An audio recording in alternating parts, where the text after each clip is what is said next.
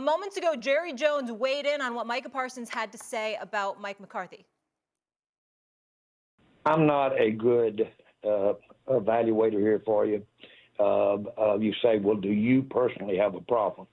Do you think, and I'm smiling a little bit if we can this morning, do you think I've ever had anything interpreted in a way that I probably said it that way, that 99% of the people would interpret it, but it's a whoops, and I didn't mean it to sound that way. Well, you're talking to the wrong guy. I've had that happen a lot, as you well know. It was not meant as a critique of the coaches or the coach. It was meant as a concern for the veteran players, such as Zach Martin, that might not have that much more in their career left. That's how it was meant. There's no doubt in my mind it was meant that way. Thank goodness for the owner clearing that up. Shannon, your thoughts? So every time somebody says, I got to think about what they're intending to say. Well, that's not, I thought it was say what you mean what you say. So I got to articulate every time Fox and Saturday, I got it every time somebody says something. Did they mean that or did they mean this? Did they mean this or they mean that? How about that's your job, is to articulate your words in such a way that they're crystal clear, that they're abundantly clear, and there's nothing left to interpretation.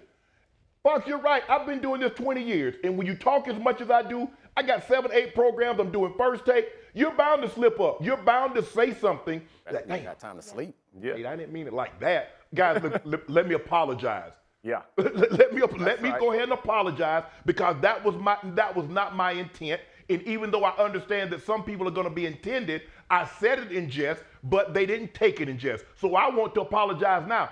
I'm not going to go run behind, the media. Man, the media is trying to screw me over. When I'm in the media and I talk for a living, I get what Jerry's saying, and Jerry's doing it right. He's supposed to defend his star player. Yeah. But I cannot, every time somebody opens their mouth, think about what they're saying and not take it at face value. So let me ask you this, because Molly just brought up a good point. We're talking about Kobe Bryant and what he said about this is where it's difficult to be able to kind of filter out what the truth really is. Because if he did apologize right away, that's going to stop people from tuning in to the podcast, right? Like, you're leaving it open for the betterment of your media career. I think that's the part for me that we haven't had to live in these worlds, but because it does him, it's advantageous. Everybody's gonna go listen to what he says next. Everybody wants to hear what he says next. I think that's what makes it difficult, because you don't know how authentic it really is, because he does leave it open-ended. You're giving Micah a lot of strategic credit right there, but you're right. Yesterday he had an opportunity to respond to it, and he said, I'm gonna respond to it on my podcast,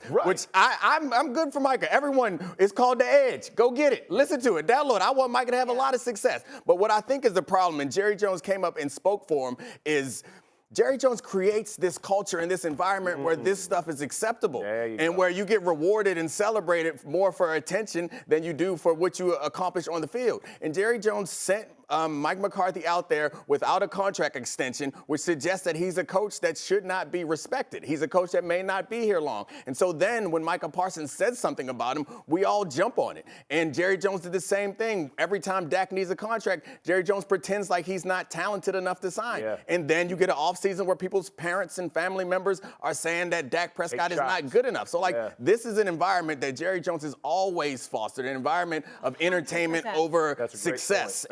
It's never going to go away. And if you continue to foster that, you're going to encourage players to do and say things like this. You're 100% right. Shannon, in church, they used to say to us, you can't serve two masters, right? So is it the brand or is it the ring? And I think this is just a microcosm of the problem with this franchise. It absolutely is, because there is no downside for them not winning. There is no downside for the things that they say and being, because they have the biggest brand in pro sports.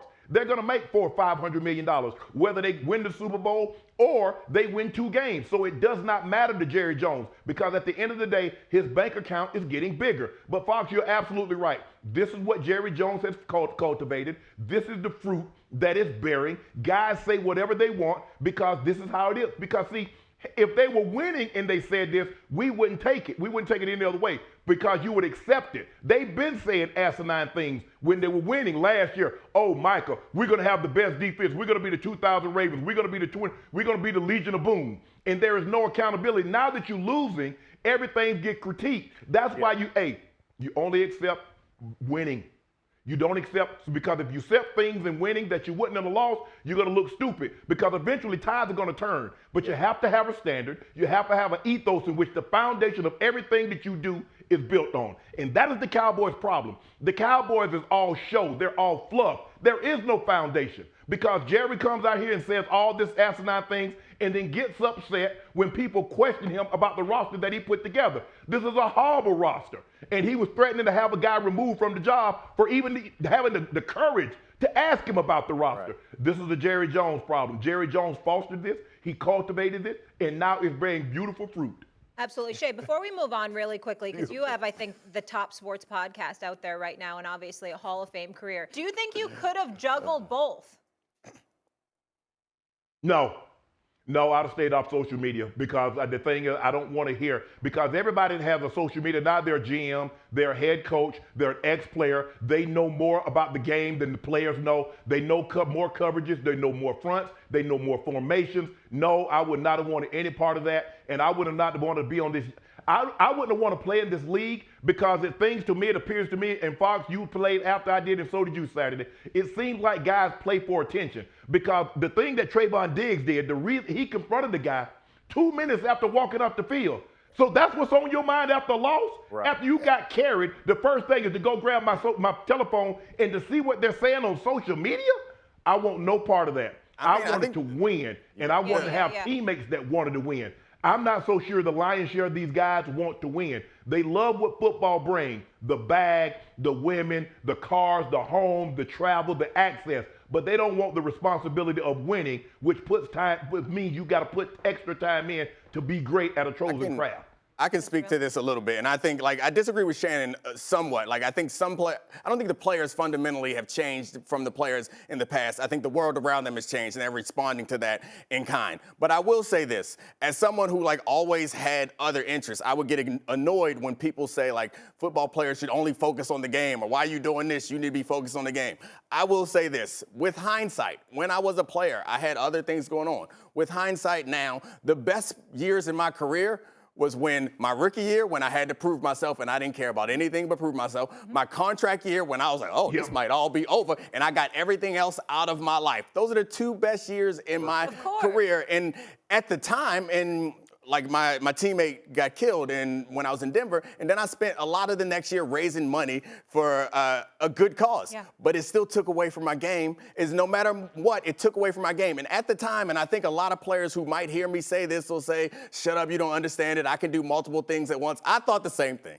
But I do know that the best I ever played was when I have nothing else going on. The social media stuff is a lot of pressure for everybody. It absolutely is. Yeah.